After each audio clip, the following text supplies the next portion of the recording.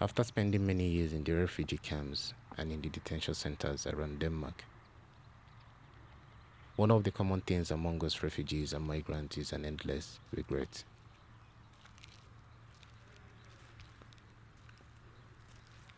We wish we were told before we got here that our lives matter this little in this part of the world as a refugee or as a migrant.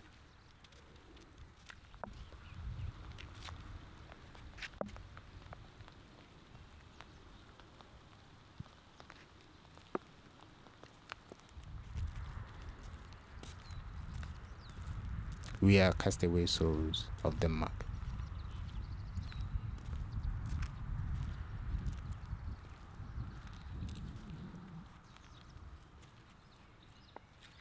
I was fortunate to have recorded a few of my several conversations with the manager of Detention Center Sjaelsmark.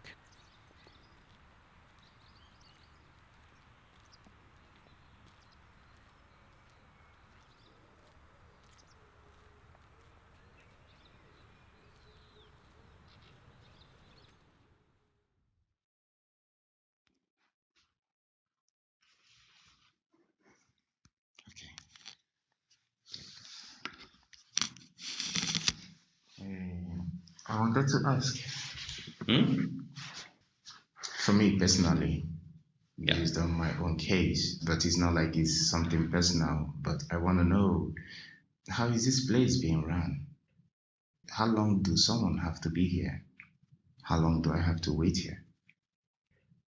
I cannot give you a personal answer because I simply don't know. We have no insight in the sort of individual case, which means that I don't really know your background or why you are here. What I do know is that you are supposed to be here, or that you have to be here. In the long run, any inhabitant can stay here eternally. So internally? Internally. Okay. I said this is 3 years ago. The government made a decision about what they call sort of placement or housing by which phase you're in. Yeah. And you say there would be sort of a reception center, which is supposed to be Sandholm. Yeah. There's all the centers for when you are in process. Yeah. And there's an departure center or exit center, however that translates, and that was supposed to be Sjaelsmark, and now it's Sjaelsmark and Kærshovedgård.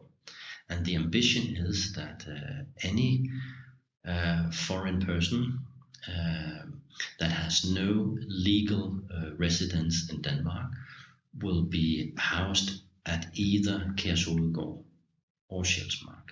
That is the political intention at the moment, and that means that for as long as an individual, and that could be you, has no legal access to stay in Denmark, you will live here. And that's why I say eternally, or as long as the place exists, or whatever. Literally, you can translate it into that these individuals that have no perspective to gain a residential permit in Denmark, they will stay here in this center until the day they die. That's the political ambition. How it will sort of be in real terms, I don't know. Okay. But just according to what you said, people can be here internally, forever, for the rest of their life. And having me in this position, it's quite worrying, if you might say it that way, considering that someone who lives here doesn't have the right to participate in the everyday society life, because you're not allowed to work. That's correct. You're not. You don't have the possibilities of income. You rely on the food, which, well, before I go over to that, it gets you worried as a person to be here, and being that you might be here for the rest of your life. Do you kind of worry if the people who have been sent here, since if you don't know particular backgrounds, how are you so sure they are well rejected before sending to these camps? Well, that's a matter of status, and your status will be registered. Yeah. But you have to know as well that I do not decide who stays with me or not here in this center. Yeah. This is all the foreign board that makes that decision, and they should know. I don't know. But you can ask the same question if this was, now you know that I have a prison background. Yeah. And you know if somebody is sent to prison to serve a sentence, I do not doubt that sentence is being made rightfully and legally. Yeah. I just sort of carry out the job at my end, and that's more or less the same we do here. But you have to understand that this whole setup, of course, is thought of to put pressure on you. And that is why you have no economy that is supported by the state, that you have not the access to cook your own food, that you have only this place being offered as your place to sleep. And that is to put pressure on you. Yeah, but you just said before that someone who is in this position can be here most of the time for the rest of their life. Yes. So if one was to be here for the rest of their life, the state expects them to live like this for the rest of their life. I cannot say. I mean, this is all sort of a result of a political decision and a political approach to matters, and that changes over the years. If you put the question up now, how long will this last? Then the natural answer is that it will last forever or until it changes. But whatever can make it change, it will have to be sort of a different way of viewing it politically, and the politicians, they have a mandate from the population. I mean, and simply we see that the political climate is not in the favor of rejected asylum seekers at the moment. But it might become that again. I'm saying all these changes through the years. I cannot personally see this place being maintained as it is on a never-ending basis. But that's where we stand now. The whole point is that this should have not a perspective for you. So if you just sort of put up with it for 12 months, then you sort of made your time and then you can move on. Nobody is at this moment putting up an alternative. And that is a harsh condition. I'm aware of that. But it's not the things that we actually do, the way we talk to you, or the way we, our way of doing things. It's the setup as it is that's supposed to put pressure on you. But so what do you say, since like many of us here, the near neighbors perhaps would think they are criminals since they are being locked up, and I've been encountered with these questions. Or do you think, since you work here, that most of these people are just being criminalized and they are not actually criminals? Or since you work here, do you really think they are all criminals? No, not at all. I don't, even with my background, or even my background makes it easier for me to differ. This is not a prison, and nobody is being here because of crime. But it's correct that if you ask in the streets or ask the neighbors, there will often be a mix-up of views that some people, is the light bothering you? Would often have, people will often have mixed feelings about the inhabitants here or asylum seekers in general, and wouldn't just heap them together as being criminal people as well. I know better. I have to understand that I know better, but it's a general view. Wherever there is an asylum center, the local neighbors are not especially fond of that. They are sort of afraid or feeling insecure, unsafe, and usually for no reason at all. I often argue that people are getting, what's the word, they're made into demons. We make people into demons because we fear them, and then they are given all sort of bad or horrible intentions, and we see them in that certain light, even though that we can document, for instance, the crime rates at the center here are next to nothing. Nothing really happens. That is worrying. A lot less than happens at the local discotheque in Allerød on a Saturday night. But nobody seems to be willing to accept that as a fact or to actually listen to it. So that's another cross that a person, an individual like you have to carry, is that people don't think positively about you.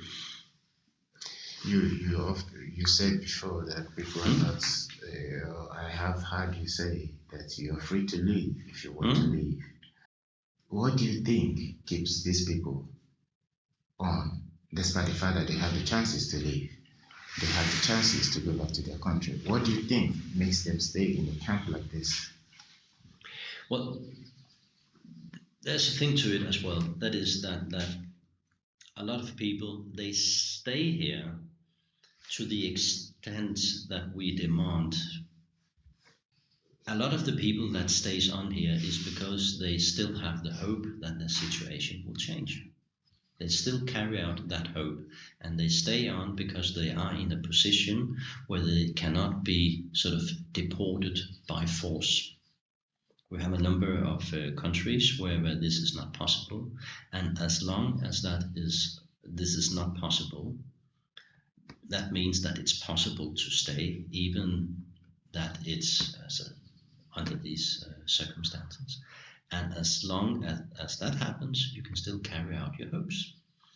I see in every interview that is given by one of our inhabitants, where they tell about their situation, whatever it happened, the end, the punchline in every interview is always that the individual have a sincere hope that somebody will review their case.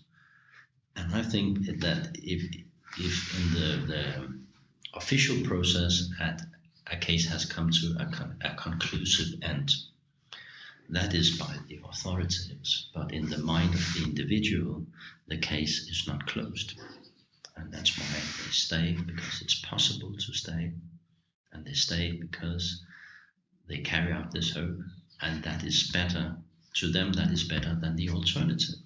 For someone who, let's say, you've cooperated with the police, and the officials know they cannot deport you. I've talked to some people here who have been here for 10 years, even before here was opened, or 15 or 20. And this is officially because the government can deport them.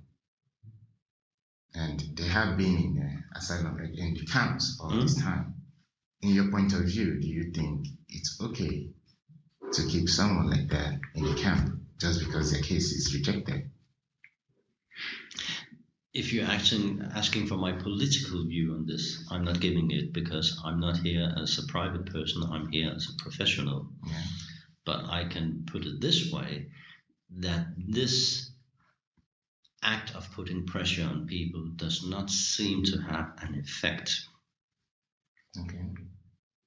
And that means, from a professional point of view, it might seem pointless. Because I was just thinking, from what you said before, you said people are free to leave. Here it's a place to motivate people to leave. And the gate is open at any time for them.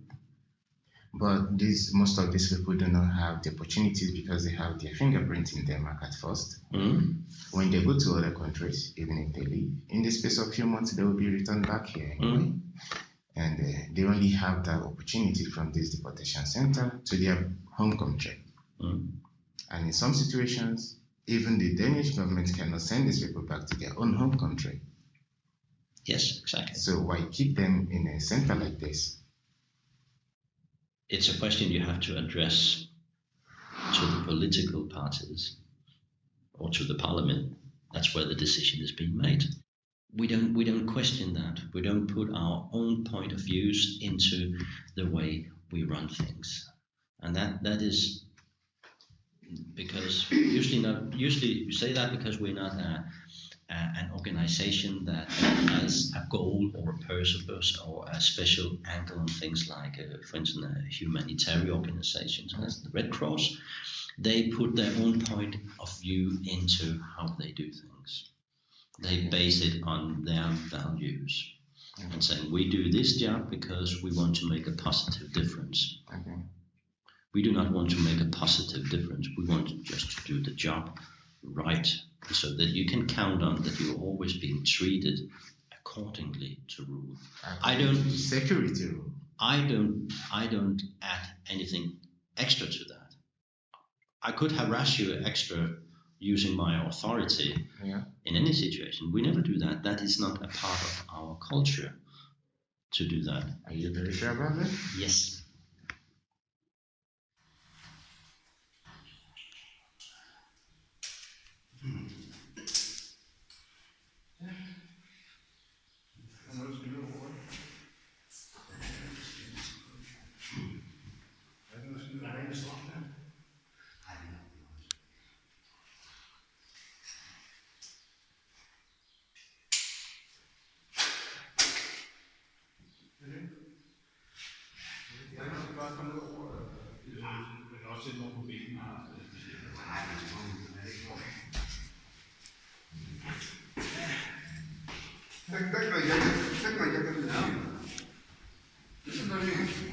Listen, I don't care what I do, okay?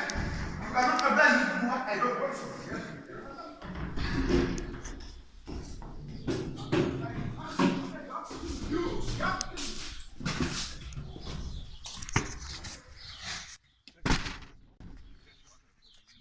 It's my life. It's my life. Leave me. It's my life, okay?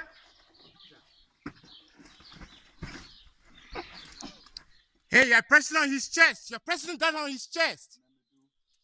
You're pressing down on his chest. You're pressing down on his chest.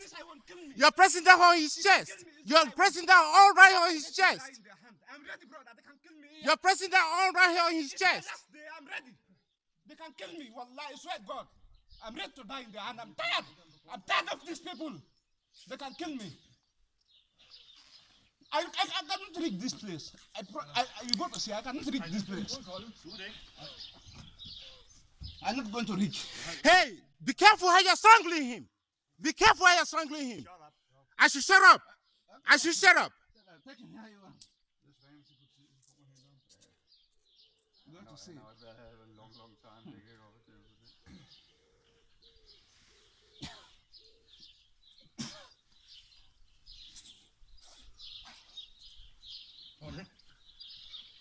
Markus, hvis han kan stikke de her, det vil sige. Skal vi prøve?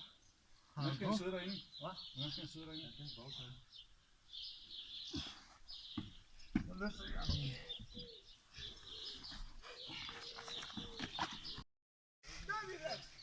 I don't know what I don't want to do, okay? I'm not ready. Markus, kom det ikke her. Jamen, må jeg have lov til at gå turen?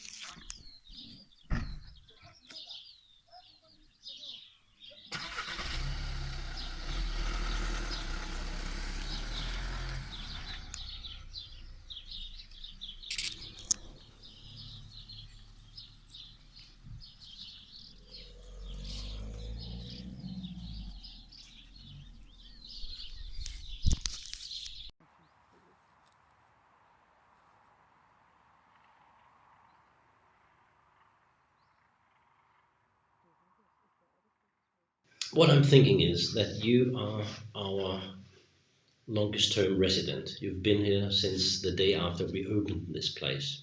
From your point of view, you have sort of seen it all. And if you remember when we started out, we had only single adults, men and women, and we had two large groups, the Somalis and the Iranians, and we had protests and going on. You had that theme, Castaway Souls of Sjaelsmark. Yeah. And at that time, my staff consisted in 23 officers wearing my uniform. And now we've transformed until today, 2.5 years later, when every other staff member is from the Red Cross. We have from December last year, we've when the families started moving in, we had children, we have had push trolleys and bicycles and a lot of noise. So the whole thing has changed. And what do you make of it? Yes, the people has changed, which used to be young adults before, or single adults, but now I see families. Like you said, now I see more staffs wearing the sign of Red Cross, but still your staffs with criminal for some.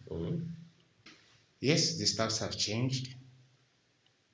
The rules that guides the place hasn't changed, in my point of view. No, that's correct. And it's even more disturbing for me. And getting to see these kids like this, I become even more worried of the mindset behind the program.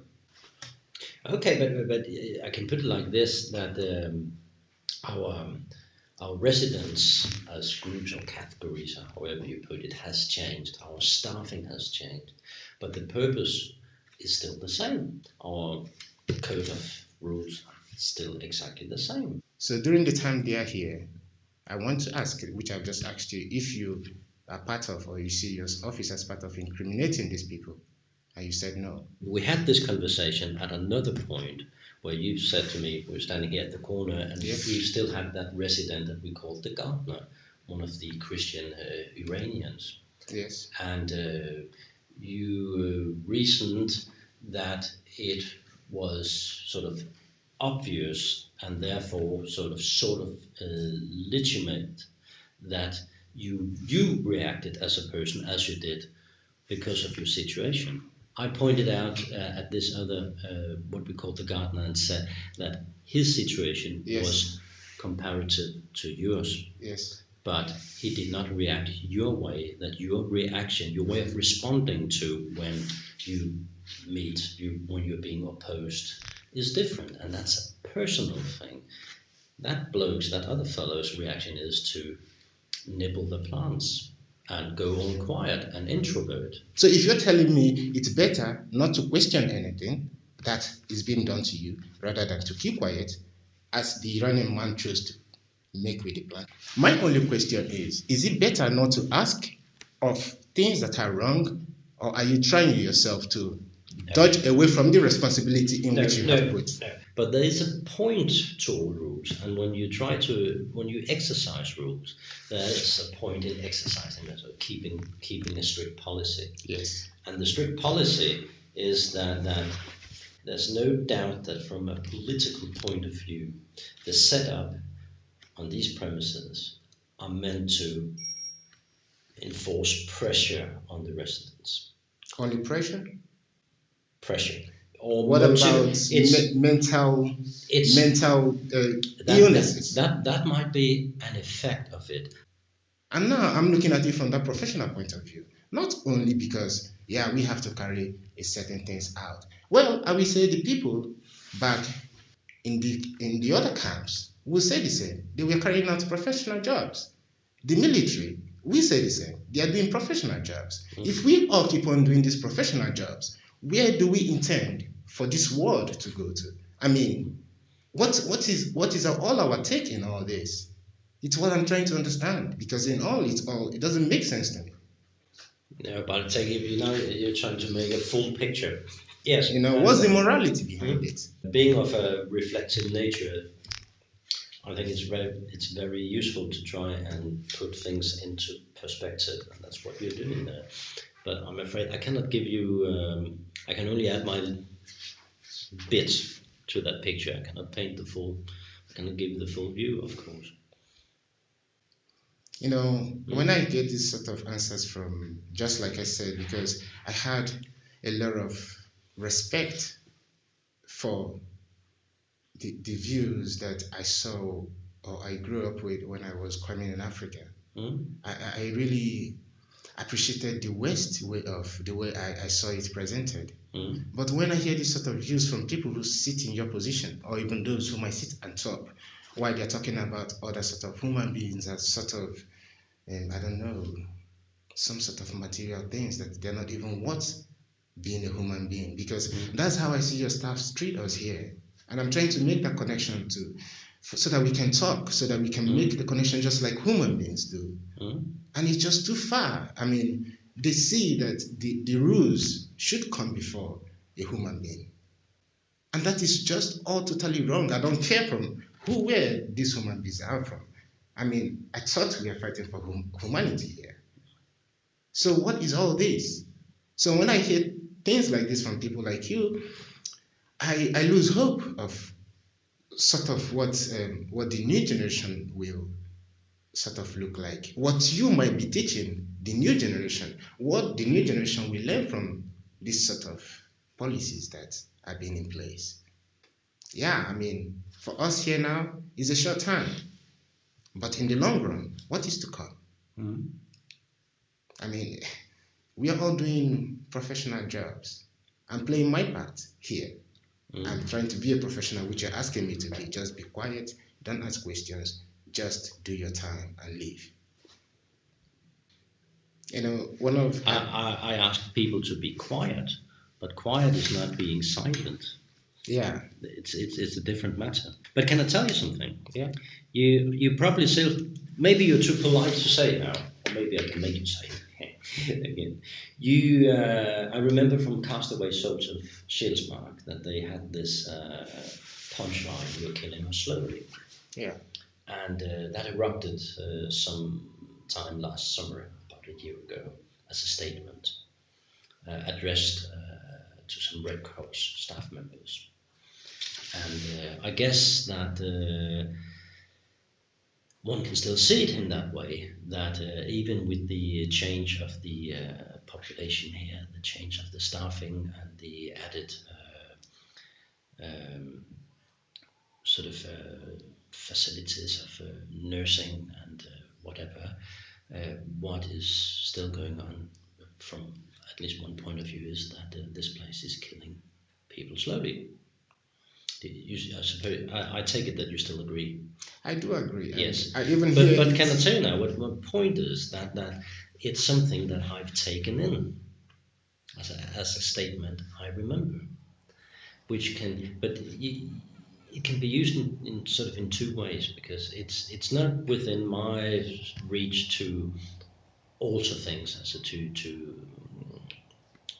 contradict everything that's in here, all the methods, the foreign policy, the asylum policy, whatever that is.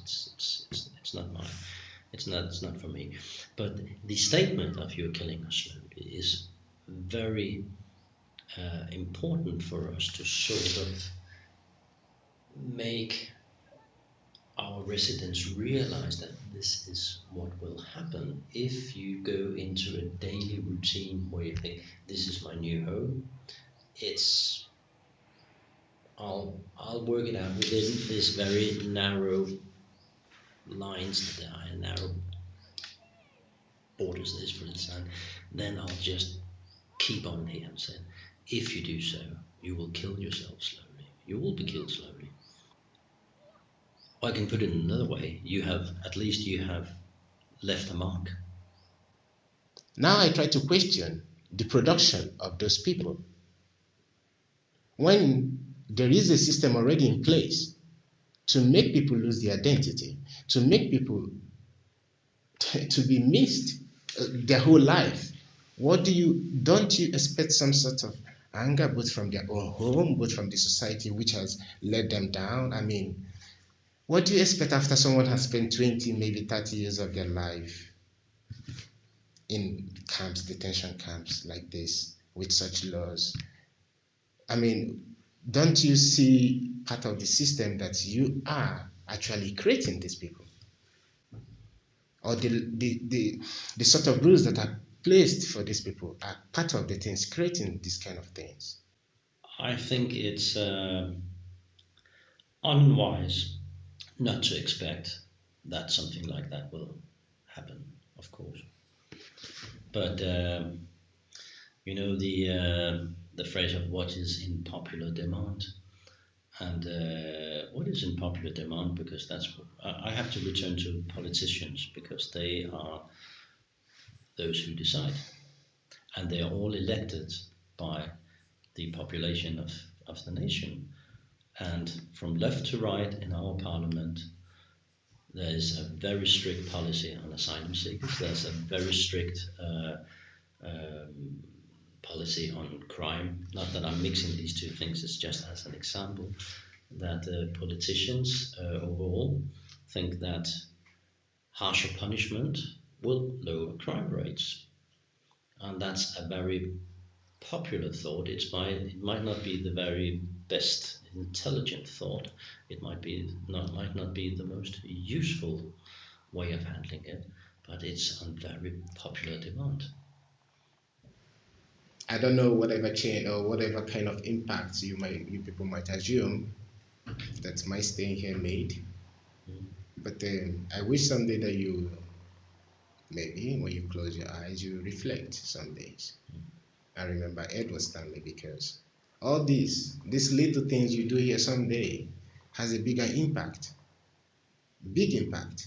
in the world we live in. Maybe you don't take it into consideration, maybe not in Denmark, outside Denmark. It does.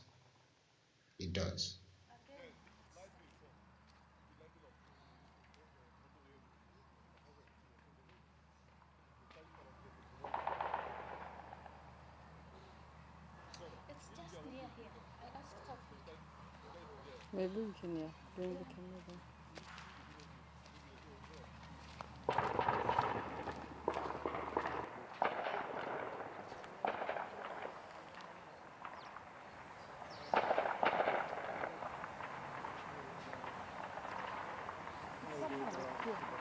Because in the night you can see the thing. Yeah, you can see it.